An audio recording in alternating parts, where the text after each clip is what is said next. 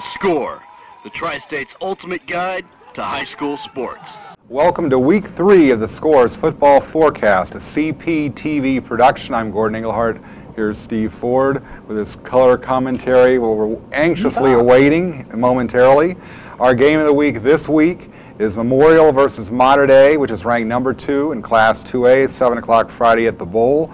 After struggling in the opener against Jasper when Memorial got shut out, reserve quarterback Charlie Greif, 17 for 23, 123 yards, 1 touchdown, 21-19 win over Belleville West. Dane Hurley, who is expected to be the starter, is still out with a back injury. We don't know if he's coming back or not, but either way, they're going to have trouble with the Mater Dei Wildcats. Well, one of the things Gordon and I talked about prior to coming on here was Central was able to complete passes against Mater Dei, but as you could tell by those stats for Charlie Greif, they didn't throw the ball down the field last week in the win. If they throw the ball, those short passes on Mater Dei is going to tackle them. That's what they did against Central.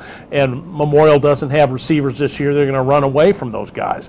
Mater Dei, on the other hand, they're going to pound the ball with Cody Hess. They're going to throw the ball with Dane Maurer. They've got speed and experience at wide receiver, and now they've got a big, dominating offensive line, Gordon. I mean, Mater Dei is going to be a tough test for them this week, to say the least. Oh, yeah. And now we move on to Wrights at Central. Wrights is ranked number 1 in Class 4A.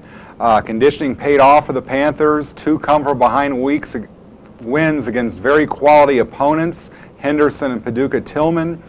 Maybe the Panthers are not the overwhelming powerhouse that they have been in recent years, but they know how to win the close games, which bodes well for this season.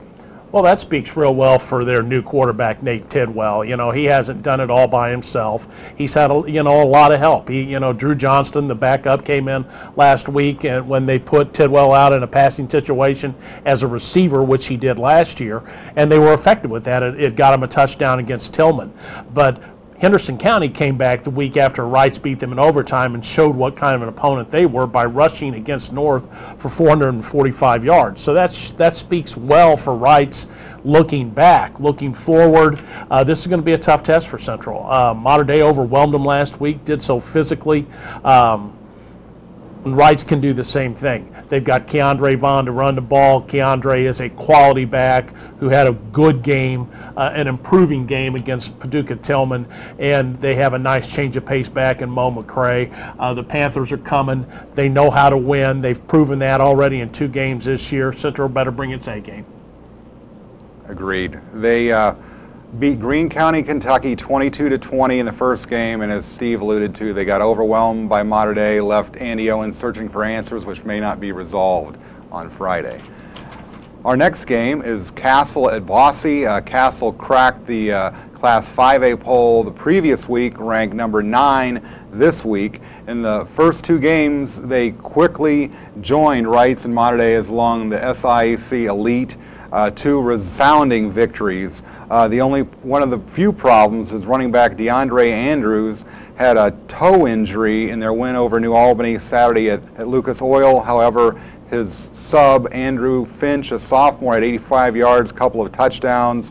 No matter what Jalen Pendleton does, no matter how good he is, he had almost 300 yards rushing against Washington. It's still going to be awfully tough for the Bulldogs against Castle. Well, they've got to find somebody besides Jalen to do things for them. Castle found a good quarterback this year, Mitch Gillis. He got some snaps last year for the Knights, and he got enough experience last year when he was kind of a backup, got a couple starts, that he has really blossomed this year in the role as a starter. DeAndre Andrews is a quality back, speed. The Knights have speed now. That's something they haven't always had in the past, but they've proven they can get outside on people. Jalen can score from anywhere on anybody at any time, but Bosse's going to have to find somebody to take some pressure off of him because nobody can do it by themselves, especially in the SIAC. On Saturday, Harrison will play North at Central Stadium. It'll be a week of resiliency for both of these teams. Both teams lost a pretty resounding fashion last week. Steve, you covered North against Henderson and then talked to Brian Lewis on the phone after their loss to Mayfield. What did they tell you and what did you see? Well, I saw North get steamrolled by Henderson County. I mean, they gave up 445 yards rushing. I already mentioned that once, but it's worth mentioning again because that is significant in a high school football game.